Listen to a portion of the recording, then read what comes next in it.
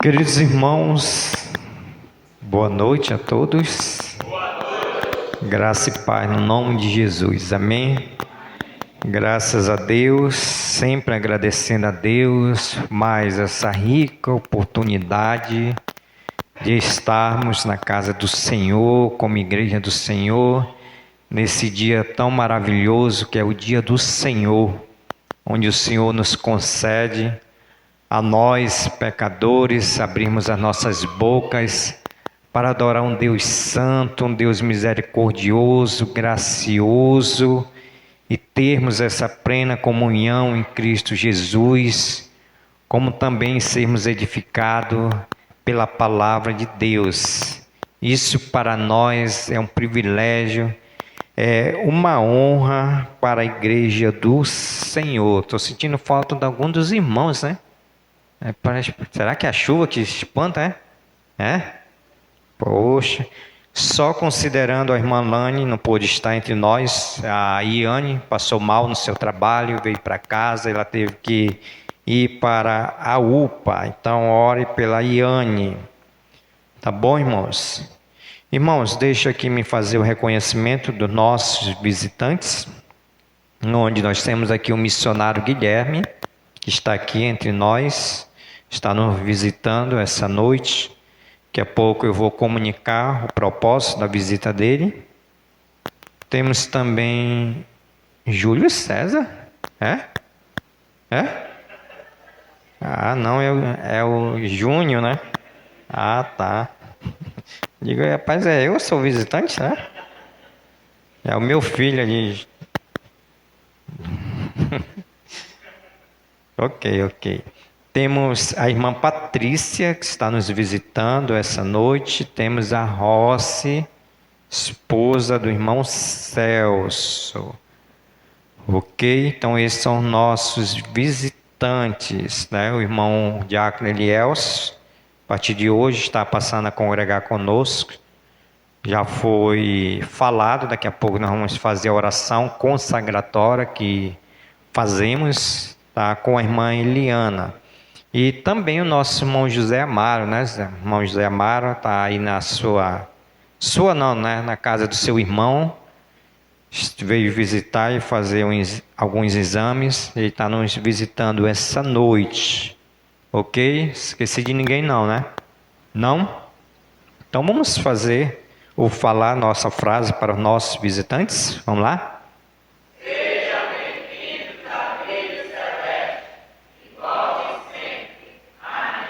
Amém.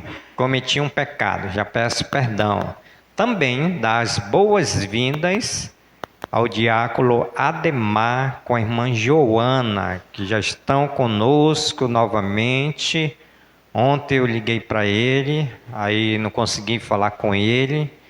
Aí hoje de manhã eu liguei, a irmã Joana me atendeu. Aí disse que ele não poderia falar. Quando ele me ligou, estava descansando a minha beleza, por isso que eu estou bonito aqui, porque eu descansei um pouquinho a beleza à tarde e não consegui falar com o diácono Ademar. E assim, a nossa oração, né? Senhor, abençoe o diácono Ademar, que ele está lá no interior, se recuperando. Aí quando eu olho para ali, o diácono Ademar com a irmã Joana, a gente fica surpreso, né? Rapaz, oi? Surpresa boa, né? Eu fiquei olhando, mas rapaz, de Ademar aí, poxa, que bom, né? Graças a Deus, porque se o senhor me falasse que o senhor viria, eu ia lá no porto, carregar no colo, colocar um tapete vermelho, é porque tem que ser honrado, né, meu irmão? Aí o irmão passou lá, graças a Deus, conseguiu se operar, né, irmão? Está fazendo uma boa recuperação, então vamos dizer para o diácono Ademar, irmã Joana, também a nossa frase, vamos lá?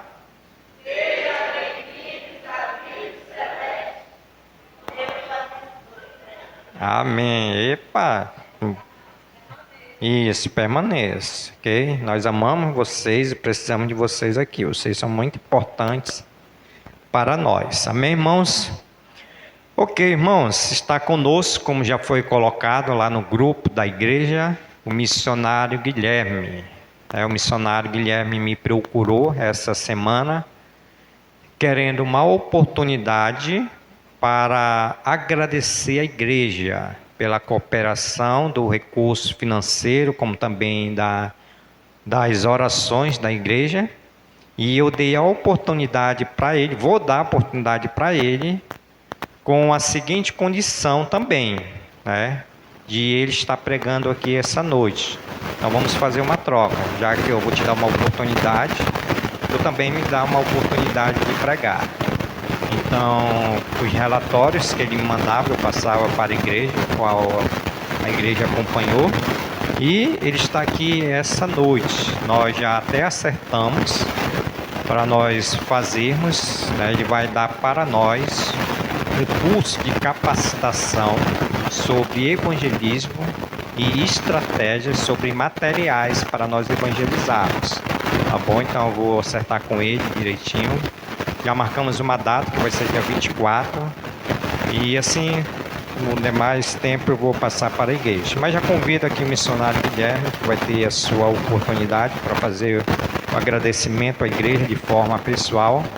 E também na oportunidade de trazer a palavra do Senhor. Pode vir, meu irmão.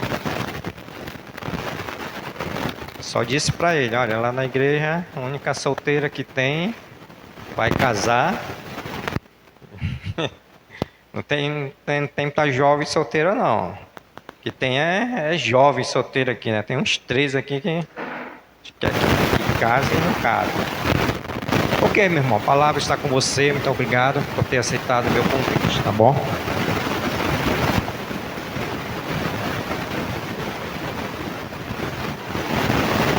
Quero dar meu boa noite aos amados irmãos. É uma alegria estar aqui novamente e agora podendo falar sobre os resultados, né? Passei ali um tempo em Pernambuco e na Vila do João, no interior de Pernambuco, e o que eu trago aqui, como o pastor falou, é uma palavra de gratidão e também relembrar, no relatório estava lá escrito, mas relembrar os resultados para a glória de Deus. Eu vou pedir para colocar uma imagem para retratar, mas desde já agradeço a oportunidade, pastor Júlio, de eu estar aqui e trazendo a minha gratidão pessoalmente e também trazendo a palavra de Deus, que já me abençoou quando eu fiz o estudo e agora trazendo para abençoar os amados irmãos. Amém?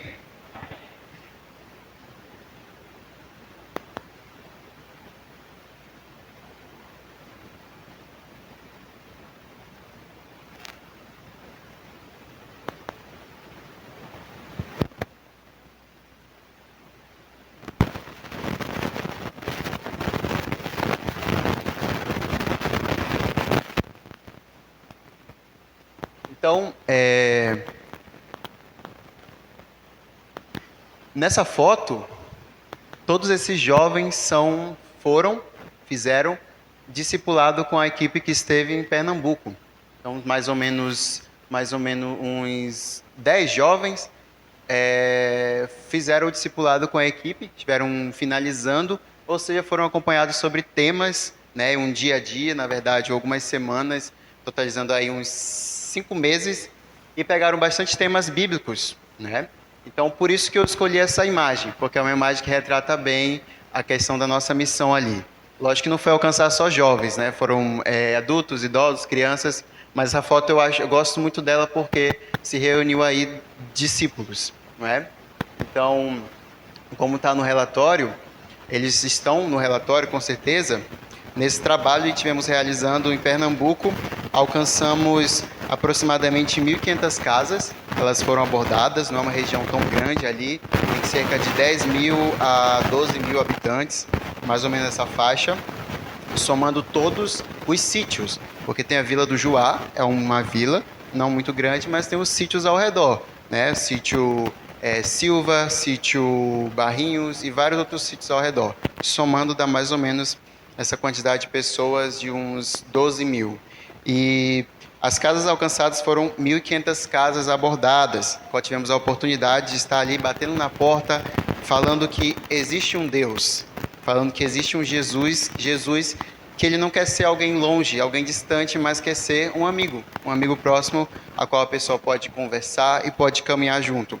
Então, 1.500 casas abordadas e visitas, mais de 50 visitas. Dessas pessoas, algumas aceitaram, a gente está voltando para trazer ali uma palavra, um louvor, um momento mais extenso para estar falando de Jesus. 50 visitas a pessoas abordadas, pessoas, na verdade, evangelizadas, 4.000 pessoas. Tivemos juntos a Igreja do Joá. A Igreja do Joá ela faz muitos projetos ao redor dos sítios. Então, nesses projetos, nós aproveitamos para ir juntos e aí já ir batendo de casa em casa, abordando na rua, fazendo conexões com irmãos que já estavam lá na igreja, que conheciam alguém. E fomos indo, nesses 6 meses, caminhando, e para a glória de Deus, 4.000 pessoas foram alcançadas. E de discipulados, que era o nosso objetivo maior, 40 discipulados feitos para a glória de Deus.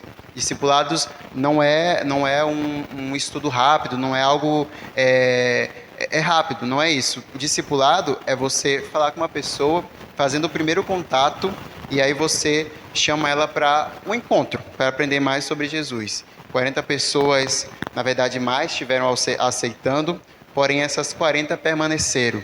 Essas 40 a gente conseguiu finalizar com elas. Assim, deixando lá 40 pessoas para a igreja cuidar, agora estão na mão da igreja para ela dar continuidade. As visitas, o acompanhamento. Então, 40 pessoas discipuladas, acompanhadas aí em torno de uns 6 meses, e biblicamente. Né? Nada do que a gente ensina ou a gente aprendeu lá é baseado em outras ideias não, tudo realmente bíblico, tudo realmente pegando um texto bíblico e caminhando com aquelas pessoas, com aqueles jovens, com aqueles idosos, para que eles aprendam mais sobre Jesus. Esse é o nosso foco. E uma coisa que aconteceu lá é que, não sei se vocês vão acreditar, mas todo mundo conhece Jesus. Todo mundo conhece Deus ali. Quem é Jesus para você? A gente perguntava. Ele é meu tudo, eles respondiam. E a gente perguntava, quantas horas você ora por dia? Nenhuma. Quanto tempo você lê a Bíblia? Pouco. Como que está o seu engajamento na igreja? Como é que você está lá? Se Deus é o seu tudo, se Jesus é o seu tudo, o seu amigo, como é que está o seu relacionamento com Ele? Já que Ele é um Deus relacional e que quer frutos, que quer caminhar junto. Infelizmente eram poucos. Poucos eram os que tinham um relacionamento profundo com Jesus. Né? Isso impactou a gente, porque de todos que a gente falava, conhecia Jesus. Quando a gente perguntava um pouco mais a fundo, a gente percebia que era superficial. E aí a gente via, não, essas pessoas, elas precisam ser, no cerne da palavra, no foco da palavra, evangelizadas, apesar de conhecer Jesus. E essa não é uma realidade só da Vila do Juá, essa é uma realidade do mundo inteiro. Muitas pessoas já ouviram falar, mas elas, infelizmente, não têm um caminhar. Elas, infelizmente, não aprenderam a valorizar a palavra, a oração, a Bíblia, a ponto de dizer assim, não, Jesus é meu tudo. Muito bem, quanto tempo você ora? Mais de 1 hora por dia, conversando com esse meu melhor amigo. E aí, vendo isso, no começo, a gente se dedicou, buscou fazer, e aí, graças a Deus, 40 pessoas aceitaram e estiveram sendo acompanhadas, da glória de Deus. Por que eu falei tudo isso? Porque vocês fazem parte disso. A igreja Brilho Celeste, na direção do pastor Júlio, aceitou me apoiar, aceitou orar por esse projeto, e eu sou muito grato por isso, e esses frutos que nós alcançamos, vocês fazem parte disso. Vocês fazem parte dessas 4.000 pessoas evangelizadas e fazem parte desses 40 discípulos que foram acompanhadas, buscando eles entenderem mais sobre o Evangelho. Então, eu agradeço muito à igreja, agradeço primeiramente a Deus por tudo que Ele fez, a direção que deu, e que Deus continue abençoando a igreja Brilho Celeste. Continue alcançando mais pessoas, ajudando os missionários e frutificando para a glória de Deus. Estive aqui com o pastor Júlio à tarde e, resumindo bem a nossa conversa, expansão e frutos. É o resumo bem da nossa conversa. Expandir o reino de Deus de várias formas e frutificar. Isso alegra Ele. Então, se alegra a Deus, esse é o nosso objetivo. Trouxe aqui uma lembrança, convido o pastor Júlio e a irmã Eliane para receber a lembrança, representando também a igreja. Uma lembrança de onde eu estive, lá em Pernambuco. Não é uma estátua de adoração, irmãos. Eu cheguei em uma casa para um familiar meu e ele falou, é uma escultura? Eu falei, não. é uma das artes, né, de Pernambuco, qual eles fazem muito. Então, é representando ali a cultura do Nordeste. Com certeza, meu desejo era trazer um para cada irmão, mas...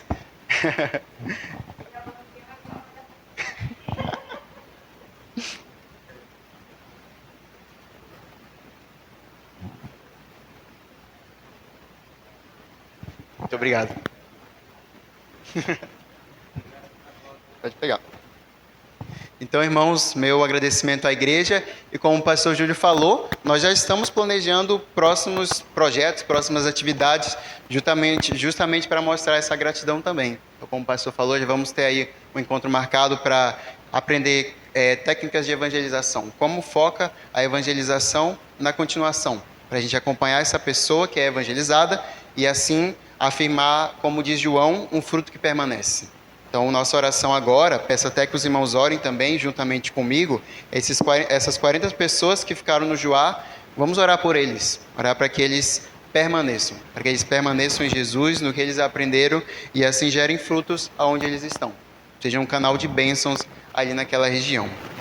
Amém? Muito obrigado. O pastor Júlio me deu até meia-noite para eu pregar, então eu falei para ele, meus irmãos precisam dormir, vou até 11h59. Brincadeiras à parte. Irmãos, vamos meditar em 2 Reis. 2 Reis 4, verso 38 ao 41. Livro aí de 2 Reis, uma carta rica e um livro, na verdade, muito rico em muitos aprendizados.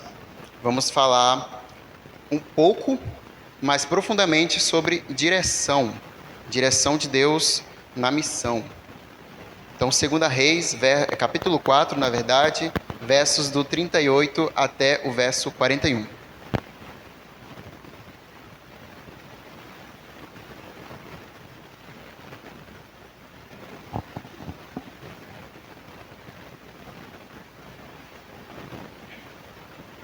Amém? Então, a palavra de Deus está aqui e ela diz assim: Depois, Eliseu voltou a Gilgal. Nesse tempo, a fome assolava a região. Quando os discípulos dos profetas estavam reunidos com ele, ordenou ao seu servo: Ponha o caldeirão no fogo e faça um ensopado para estes homens. Um deles foi ao campo apanhar legumes e encontrou uma trepadeira. Apanhou alguns de seus frutos e encheu deles o seu manto. Quando ele voltou, cortou em pedaços, colocou-as no caldeirão do ensopado, embora ninguém soubesse o que era. O ensopado foi servido aos homens, mas logo que o provaram, eles gritaram: Homem de Deus, há morte na panela! E não puderam mais tomá-lo. Então Eliseu pediu um pouco de farinha, colocou no caldeirão e disse: Sirvam a todos. E já não havia mais perigo no caldeirão. Veio um homem de Baal Salisa, verso 42, trazendo ao homem de Deus 20 pães de cevada, feito dos primeiros grãos da colheita, e também algumas espigas verdes. Então Eliseu ordenou ao seu servo: sirva a todos. O auxiliar, verso 43, o auxiliar de Eliseu perguntou: Como poderei servir isso a 100 homens? Eliseu, porém, respondeu: Sirva a todos, pois assim diz o Senhor. Eles comerão e ainda sobrará. Então ele serviu a todos, e conforme a palavra do Senhor, eles comeram e ainda sobrou. Isso foi do verso 42, 38 ao 44. Podeis sentar.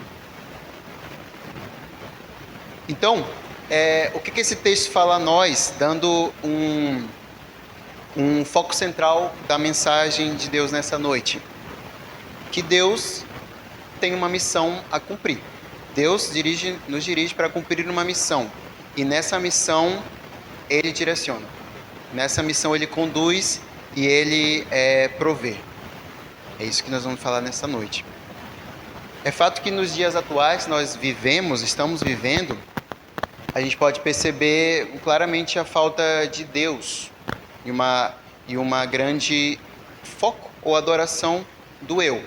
A gente vê aí projetos, movimentos, ideologias surgindo para adorar ou para pensar, refletir o homem independente, o homem empoderado, o homem quem pode mudar as coisas, mudar o curso, pode resolver as coisas, né? Centralizam o prazer do ser humano como um propósito. E o homem girando em torno do homem. A gente pode perceber que isso vai acontecendo no mundo, tem acontecido e tem aumentado cada dia mais. E qual é o aspecto da igreja sobre isso? Como a igreja está diante dessa realidade? Da realidade de um mundo que busca soluções nele mesmo, busca o foco dos seus problemas nele mesmo. Como que a igreja ela está vivendo nesse momento? É fato que a igreja tem que nadar contra essa realidade. Ela tem que completamente ir contra ao que o mundo vive, não é? Esse texto mostra bem isso, mostra essa dependência, essa direção de Deus em meio a uma missão. Nós estamos vivendo em uma missão nesse tempo? Com certeza. A Bíblia é clara em dizer que nós somos como soldados nessa caminhada. Nós somos como soldados neste mundo. Se tem soldados, tem uma guerra. Se tem uma guerra, não há paz. Há paz no mundo? Uma paz bíblica? Não. Então, isso quer dizer o quê? Que a vida dos cristãos como soldados não é fácil. Né? Paulo falando ali para Timóteo, Timóteo, faça isso, seja um bom soldado, um bom exemplo, vai trazendo vários exemplos para Timóteo seguir. E quando a gente olha todos esses exemplos, eles personificam um soldado. Ou seja, Paulo estava dizendo para Timóteo, Timóteo, você não está aqui a lazer. Você não está num grupo de amiguinhos seus que vão ali nunca fazer mal a você, que vão te apoiar. Não, você está numa guerra. Aqui onde você está, tem falsas ideologias, tem falsas doutrinas, tem o diabo querendo mudar tudo para o prazer dele mesmo. E aí Paulo fala a Timóteo, então, vista-se como um soldado de Jesus. Porte-se como alguém em guerra, que tem que estar preparado a todo momento. Essa realidade é a mesma nossa. Nós estamos nessa missão.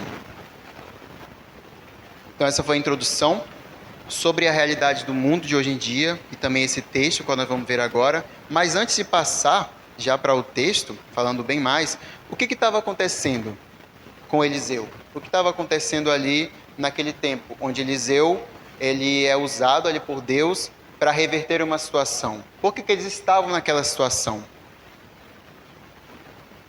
É muito importante a gente entender essa parte antes de seguir para o nosso ensino central.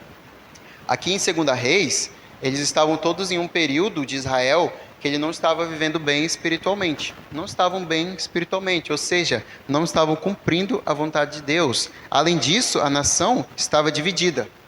Os reis, na grande maioria, faziam o que era o mal perante o Senhor e a idolatria tinha se espalhado pelo país.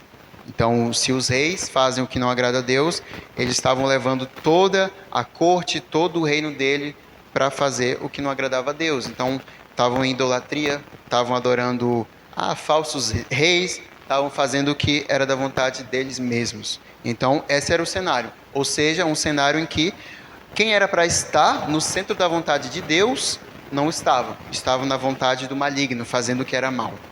E aí, nós vemos que, mesmo nesse tempo difícil, Deus não havia abandonado o seu povo. Deus nunca abandona o seu povo.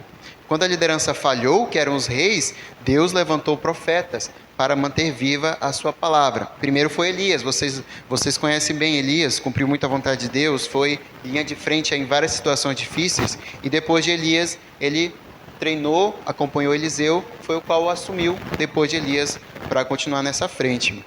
Eliseu, ele não aparece na Bíblia como alguém distante do povo, ele não está distante, pelo contrário, ele fica ali juntamente às pessoas simples, com as famílias, os grupos pequenos, como ele estava com neste momento do texto, com homens que a Bíblia chama de filho dos profetas, ou seja, os discípulos dos profetas mais velhos. Eram homens que decidiram aprender, andar juntos e permanecer debaixo da vontade de Deus, mesmo em um tempo difícil. Então, o que a gente sabe até agora? Tem um tempo difícil. Quem era para estar cumprindo a vontade de Deus e direcionando o povo à vontade de Deus, não estava. Havia uma repressão. Tinha um pequeno grupo de Deus ali lutando para manter viva a palavra de Deus. E aí Deus estava ali juntamente com eles acompanhando, como a gente pode ver no próprio texto. Deus estava ali com eles mesmo nesse tempo difícil. É diferente de hoje? Não, os dias de hoje são os mesmos. Temos aí governadores não cristãos que levam o povo para algo não cristão. né? Um tempo difícil, um tempo que vai empurrando os cristãos cada vez contra a parede, apesar de não ser de uma forma tão explícita, descarada, é uma forma velada, implícita, fazendo os cristãos se calarem, fazendo os cristãos pararem de ter o espaço dele. Não, você está ultrapassado, você quer calar minha voz, você quer... E cada vez mais diminuindo o espaço dos cristãos. Então isso não é diferente. O tempo de hoje, muito parecido com o tempo de Eliseu. E o texto deixa claro um aspecto do que estava acontecendo lá naquele tempo, uma questão, era a fome na terra. Ou seja, o cenário não era nem um pouco favorável. Nem os governadores, nem a situação. Imagina você estar já sofrendo repressão por um grupo que não cumpre a vontade de Deus e ainda falta comida. Ou seja, a comida está concentrada naqueles que não fazem a vontade de Deus. Eles são os reis, eles são os donos. E você? Como é que você está naquela situação? Sofrendo, sem apoio. Era aquilo que estava acontecendo com Eliseu e aqueles homens. Não era um tempo de abundância, não era um tempo difícil, não era um tempo nada confortável. Ainda assim, aqueles homens estavam reunidos, estavam aprendendo, estavam obedecendo, estavam buscando cumprir aquilo que Deus queria fazer naquele tempo. A vontade de Deus naquele tempo. Deus então estava trabalhando de uma forma muito específica, preservando um povo fiel no meio de uma nação totalmente infiel. Enquanto Israel se afastava, Deus cuidava daqueles que estavam permanecendo na vontade dele. Enquanto havia muita crise do lado de fora, luta, Deus sustentava a missão do lado de dentro, aquele grupo. E é nesse contexto, todo esse contexto que estava acontecendo, contexto difícil, que acontece o episódio da morte na panela, que é o texto que nós lemos. E logo em seguida, um milagre, tive aí uma multiplicação dos pães. Essa história não é uma história solta, não é uma história que demora muito, não, é logo em seguida dessa situação. Elas acontecem ali no meio daquela missão, no meio da obediência, no meio da dificuldade. Então isso que o texto quer nos mostrar hoje, quer nos mostrar que, em meio a uma situação tão difícil, se a gente cumpre e está no centro da vontade de Deus, do que Ele quer, Ele sustenta você. Ele sustenta a missão, Ele sustenta a sua família, sustenta no meio das dificuldades, né? E não vamos pensar que é da forma que, é de uma forma que eu não vou sofrer. Às vezes não, sempre nós temos que pensar não no caminho, que às vezes pode ser de sofrimento, mas no propósito. O propósito é cumprir a vontade de Deus. Então o texto vai nos mostrar isso hoje. E esse texto, Eliseu, ele é mostrado aqui, ele é mostrado vivendo para cumprir a missão dele, nesse momento difícil, e além de ser um momento difícil, ele era um líder naquele momento difícil. Pastor Júlio, é fácil ser um líder? Não é nada fácil. É uma questão emocional que gera, uma questão gerencial, é uma questão espiritual. E imaginem só, num momento difícil, muito difícil de fome, Eliseu ainda estava sendo líder. Ainda estava tendo que dar apoio espiritual para um monte de gente. Estava uma situação difícil, mas ele também estava. Então ele volta de onde? Ele estava onde? Ele volta de outro local que o texto fala, né? Antes de chegar naquele cenário. Verso 38. Depois Eliseu voltou a Gilgal. Então ele estava em outro local. Verso 38. Depois Eliseu voltou a Gilgal. Nesse tempo a fome assolava a região. Então Eliseu vem de um local que ele estava cumprindo a missão dele, vem para um outro local cumprir a missão também, e aí eles se deparam com aquela realidade. Eliseu, só para os irmãos relembrarem, foi um profeta do Senhor levantado em Israel no período dos reinos divididos, atuando principalmente no reino do norte. Ele foi chamado por Deus enquanto Elias ainda vivia, e após a partida de Elias recebeu a responsabilidade de dar continuidade à obra profética em Israel. Então, Eliseu estava ali dando essa continuidade. Lá em 1 Reis 19, verso 19 e 21, e 2 Reis 2, 9 e 15, mostra que Eliseu esteve à frente dos filhos dos profetas, que eram homens que estavam em formação espiritual e viviam reunidos sob orientação profética. Então, Eliseu estava ali na direção daquele grupo que estava passando essas dificuldades. Gilgal, não sei se os irmãos vão lembrar, mas Gilgal é o local onde rei Saul, é confirmado rei. Ele tem a confirmação dele como rei. Ali também o povo se reúne várias vezes diante do Senhor.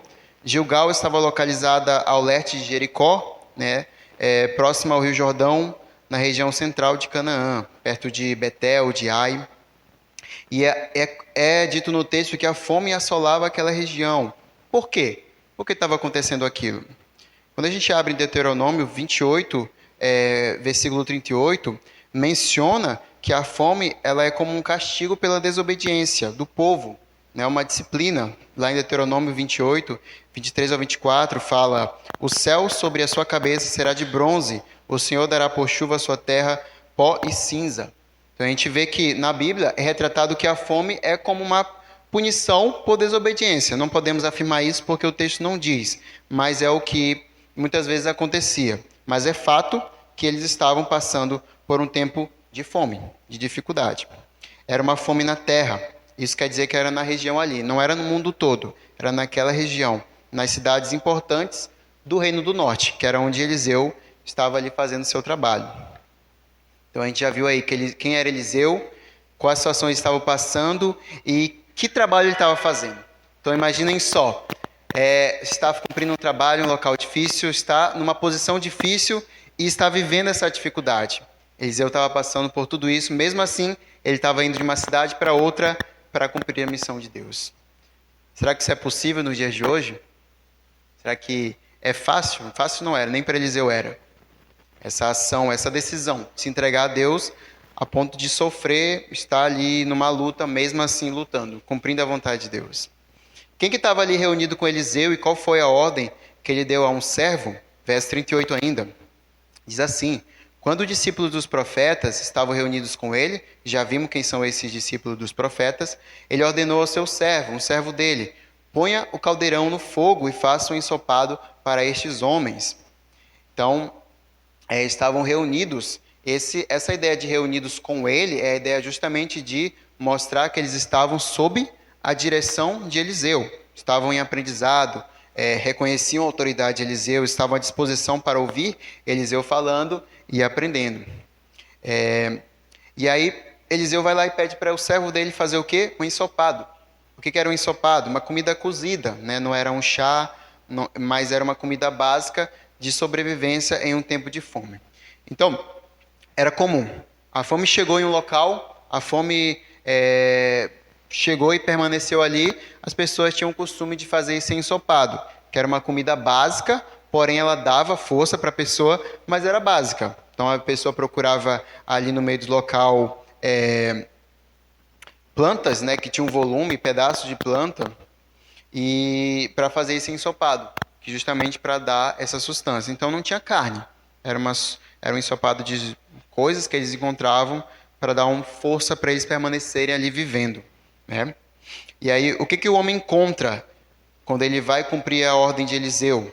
Verso 39. E então um deles foi apanhar legumes e encontrou uma trepadeira. Trepadeira em algumas versões está escrito coloquíntidas. O que é isso? É parecido com árvore, não sei se chama assim, mas a árvore da melancia. É uma coisa que se espalha, ali no chão, parecido com a planta dos melões, né? Não sei quem conhece.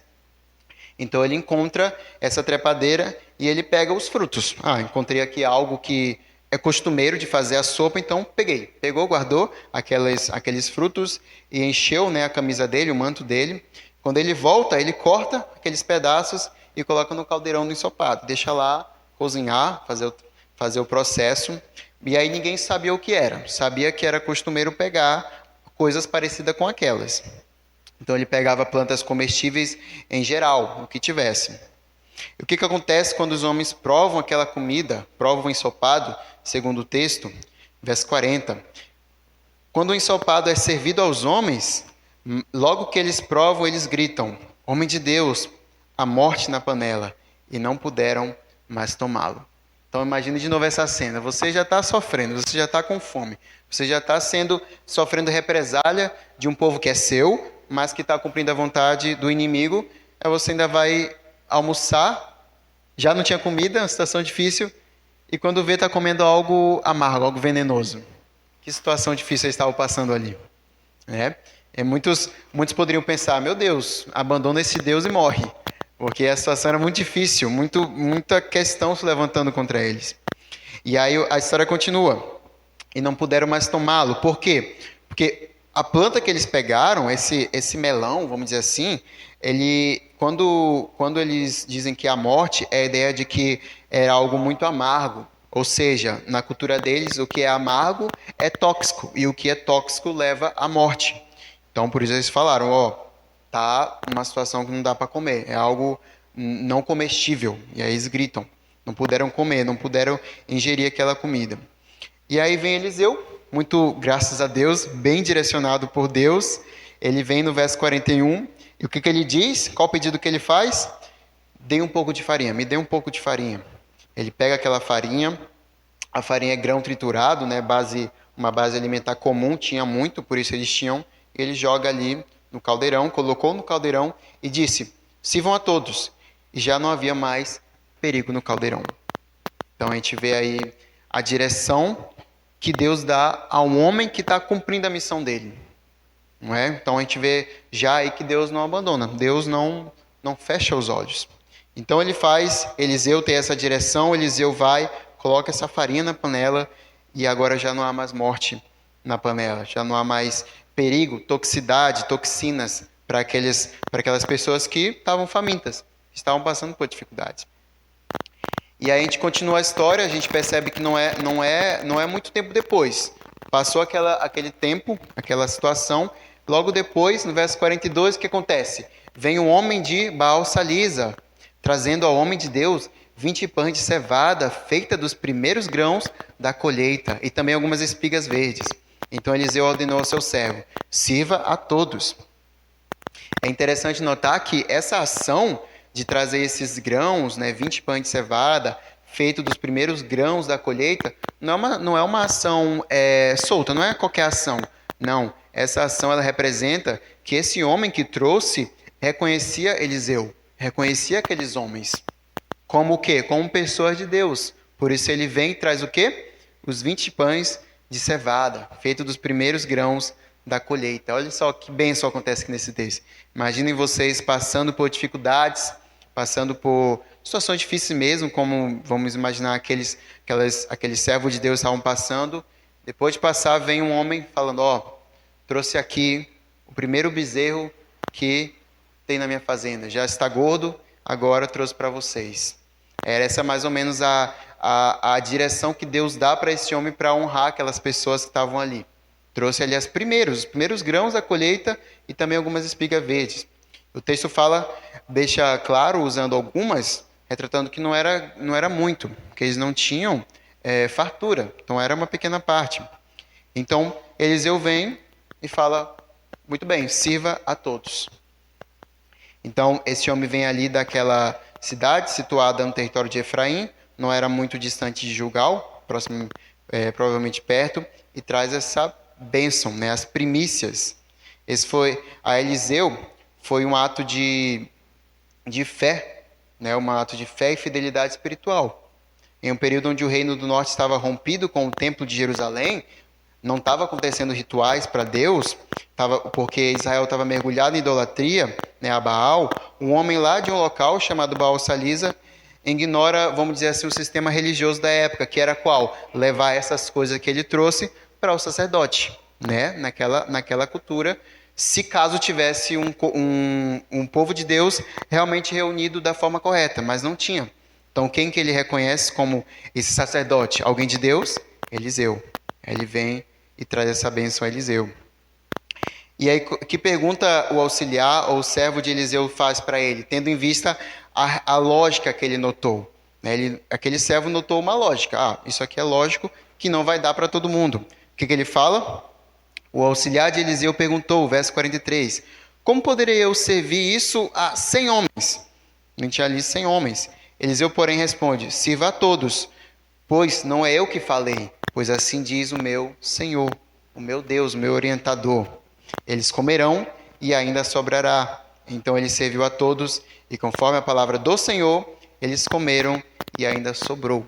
O que a gente pode perceber aí? Vê que Eliseu ele não olhou para a lógica. Tem essa quantidade de comida e tem esse tantão de pessoas aqui, 100 homens. E eram homens, comem muito. Não dá para... Essa comida dá para todos. Ele não pensou por esse lado que o céu pensou. Ele pensou no quê?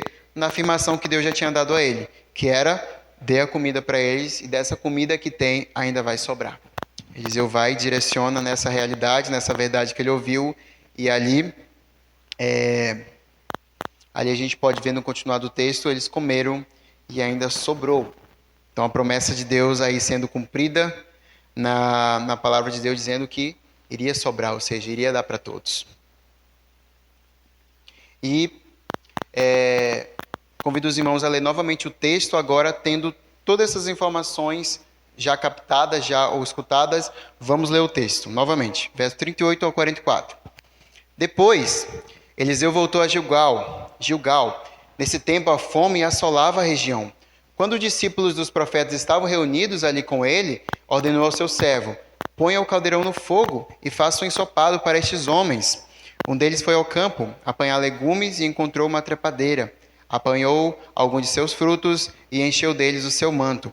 Quando voltou, ele cortou-o em pedaços e colocou-as no caldeirão do ensopado, embora ninguém soubesse o que era. O ensopado foi servido aos homens, mas logo que o provaram, eles gritaram: homem de Deus, há morte na panela, e não puderam mais tomá-lo. Então Eliseu pediu um pouco de farinha, colocou no caldeirão e disse: sirvam a todos. E já não havia mais perigo no caldeirão. Veio um homem de Baal-salisa, trazendo ao homem de Deus 20 pães de cevada, feitos dos primeiros grãos da colheita, e também algumas espigas verdes. Então Eliseu ordenou ao seu povo, ao seu servo: sirva a todos. O auxiliar de Eliseu perguntou: como? Como poderei eu servir isso a 100 homens? Eliseu, porém, respondeu: sirva a todos, pois assim diz o Senhor: eles comerão e ainda sobrará.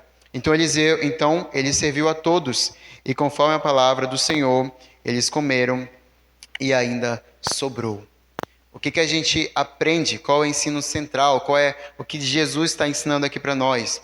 Ele ensina para nós, nesse texto, a mão de Deus sobre Eliseu e sobre aquelas pessoas. Como nós vimos, o tempo, já foi bem falado, era difícil, havia fome, mas nesse tempo difícil, tinha pessoas querendo e estavam cumprindo a vontade de Deus. Estavam cumprindo a vontade de Deus e juntas ali com o mesmo propósito.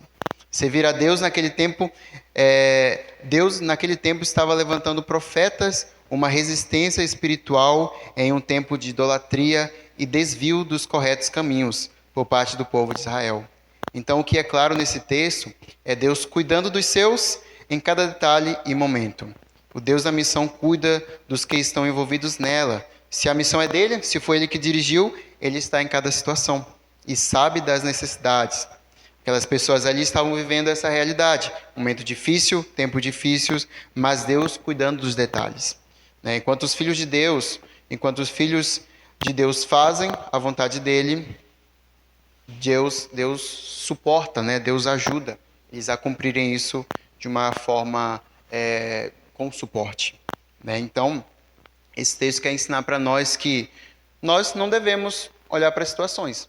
Nós não devemos olhar para o que está acontecendo no mundo, olhar para as dificuldades lógicas, Não tinha comida suficiente, não olhar para as dificuldades lógicas, mas olhar para a vontade de Deus e olhar se você está cumprindo a vontade de Deus. Um versículo que eu gosto muito de relembrar no meu dia a dia, nos meus trabalhos, é o versículo que fala: se o Senhor é meu pastor, nada me faltará. Que é a mesma coisa que dizer: se o Senhor é meu pastor, de nada eu tenho falta. Muitas vezes levamos esse texto a afirmar que quer dizer: se o Senhor é meu pastor, se eu estou precisando de comida, Ele vai me dar no momento que eu quero. Se eu tenho isso, Ele vai me dar. O que o texto quer dizer é: se eu tenho o Senhor como meu pastor, já não preciso mais de nada, pois Ele está comigo. Então, essas pessoas estavam vivendo isso. Eu tenho o Senhor como meu pastor, eu estou cumprindo a vontade dEle, então de nada tenho falta. Para mim, o mais importante do que comer, do que ter algo, do que vestir algo, é estar no Senhor, é cumprir a vontade dEle, cumprir a missão que Ele levantou, mesmo tempo sendo muito difícil. E aí Deus, vendo esse coração deles entregue, começa, como a gente viu no texto, a ajudar, a direcionar, Então esse é o ensino que o texto traz aqui para nós. Ele também repreende algo. O que ele está mostrando para nós que não devemos fazer? Olhar para as lógicas, olhar para as situações. Se nós olhamos, começamos a caminhar. Por exemplo, se eu fosse algum missionário que fosse sair para um local difícil e começasse a olhar para as situações. Aqui as pessoas não são amáveis, aqui as pessoas não são hospitaleiras, aqui as pessoas batem a porta na minha cara, aí eu não quero mais. Não é para mim, não vou para mais nenhum lugar, vou ficar só em casa, não vou mais cumprir essa missão, porque não está dando certo. Diferentemente, não é isso. É cumprir a vontade de Deus mesmo nas dificuldades. Né? Não é pelas questões que a gente cumpre a vontade de Deus, é porque é a vontade de Deus.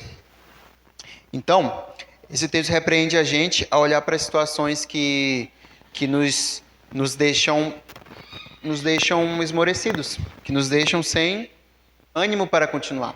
Né? Estamos iniciando mais um ano. Não é? E sabemos que não vai ser um ano todos os dias, todos os meses de fartura, de tudo indo dando certo e todos os planos, Não, um ano como qualquer outro tem suas dificuldades.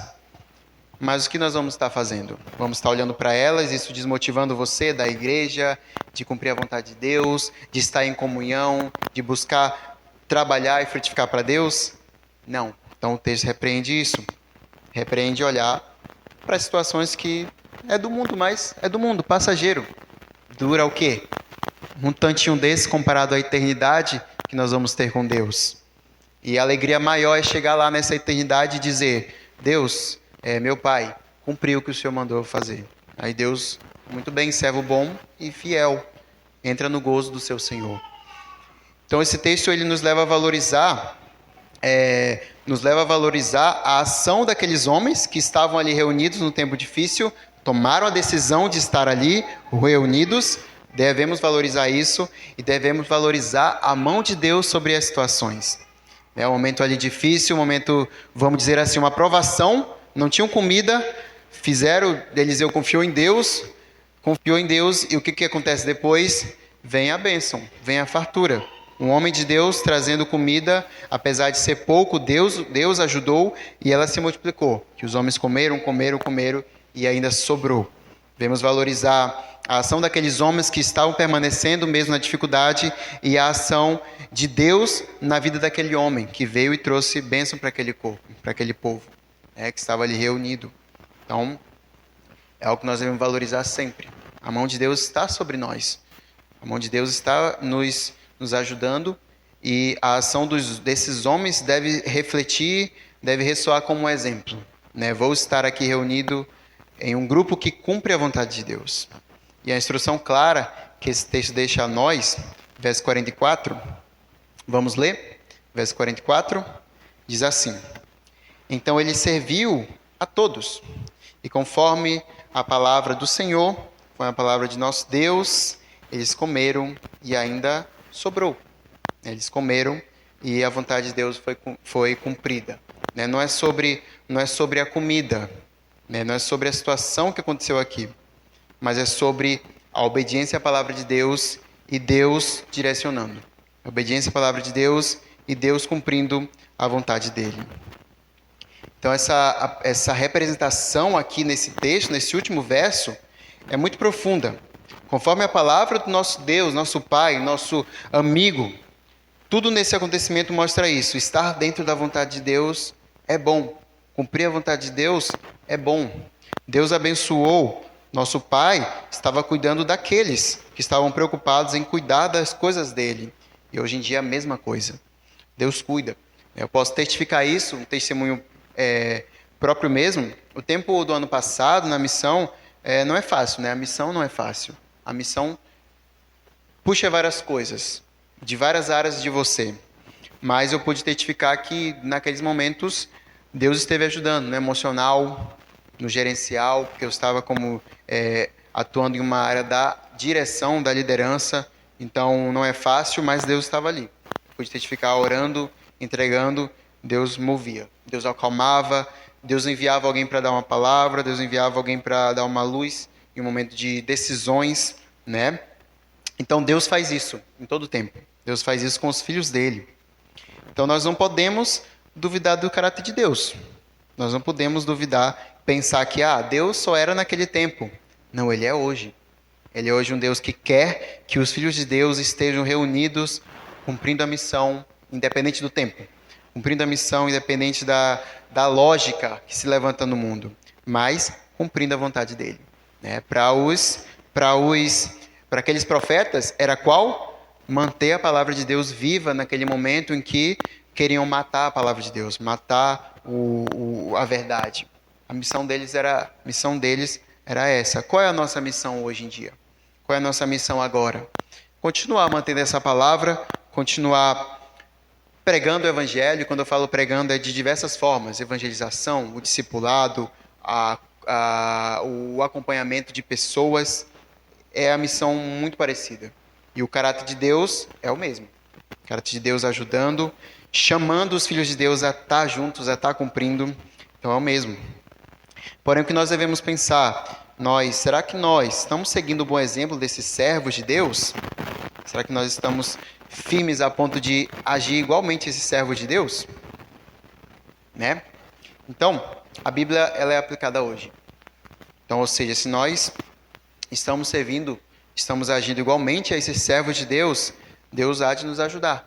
Deus há de nos capacitar, Deus há de nos mover, e nós com a mentalidade de quê? De cumprir, de ir, de ser usado, né? Se caso nós não estamos fazendo, se nós estamos de forma parcial, devemos estar de forma integral, completamente ali, focado na vontade de Deus. Né? Essa caminhada no mundo não é sobre trabalho, não é sobre relacionamentos que talvez busquem, não é sobre ficar rico, ficar famoso, não, nada disso. A nossa vida é sobre estar no centro da vontade de Deus, cumprindo o que Ele quer para nós. Não é? Então, se esse texto moveu você, se ele levou você a pensar, preciso me engajar mais, preciso estar mais junto à vontade de Deus, não deixando os pensamentos do mundo, que o mundo mesmo cria, mover as minhas decisões. Então, glória a Deus, continue meditando sobre isso. O que nós devemos fazer? Devemos estar pensando em como cumprir mais e mais, em como pensar mais no objetivo de Deus para a nossa vida e assim seguir cumprindo. Então, como vamos fazer isso? Eu deixo esse pensamento para os irmãos agora, finalizando já. Estamos chegando no tempo, mas deixo esse pensamento para os amados irmãos. Como que vamos fazer isso? A palavra de Deus ela não é só para ser lida, ela é para ser praticada, é para ela ser aplicada.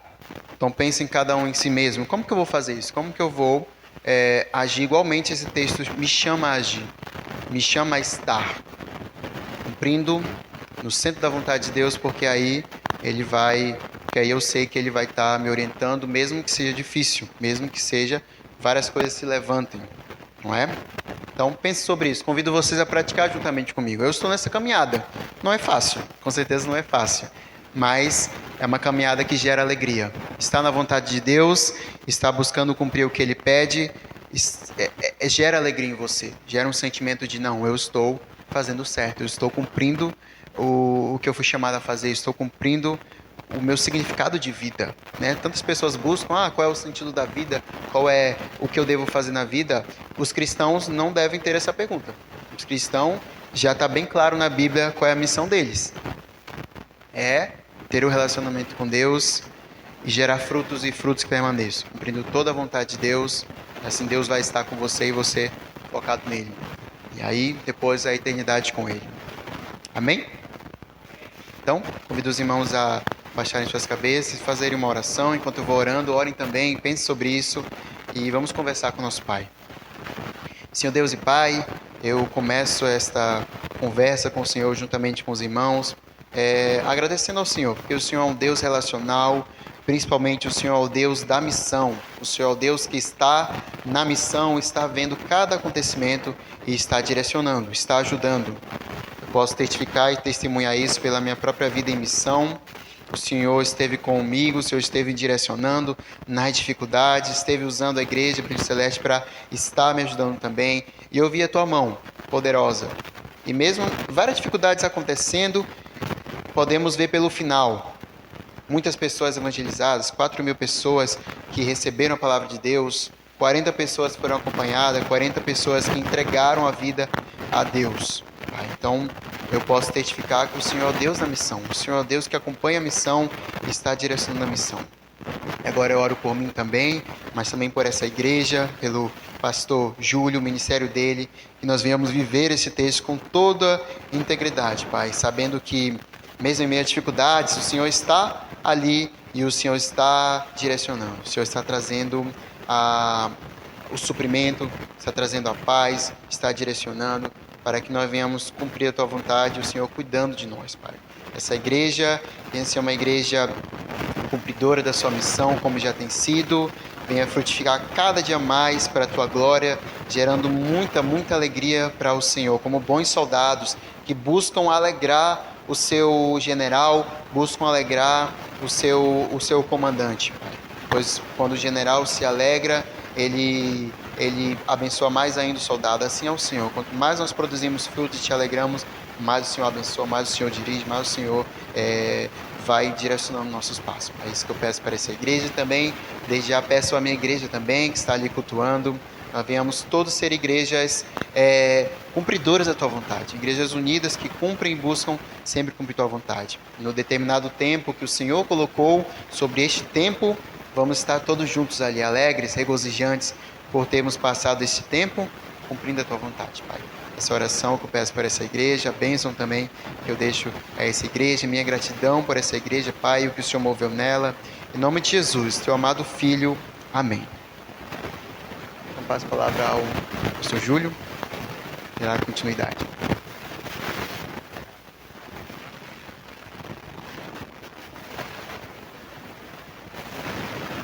Ok, meus irmãos, então ficamos aí com esses conselhos que, meio às adversidades contrárias, às circunstâncias, lembremos que o Deus de ontem, Ele ainda pode fazer isso por nós e com certeza fará, porque nós somos filhos dEle e quando nós obedecemos a Ele, Ele age por meio de nós. Então, que nós, como Igreja do Senhor, vamos continuar a lutar, a marchar, a obedecer os mandamentos de Deus. Que essa guerra, claro, por Cristo Jesus já foi vencida, mas por nós, Igreja do Senhor, nós precisamos vencer. E não deixamos essas circunstâncias. Vamos olhar para o autor e consumador da nossa fé, Jesus Cristo. Nós vivemos para Ele, para glorificar e para bendizer o Seu bendito e soberano nome. Então, que toda a nossa força, a nossa firmeza possa estar em Cristo Jesus. Amém? Que Deus nos abençoe. Obrigado, missionário Guilherme. Continue a contar com as nossas orações, continue a contar com o nosso apoio.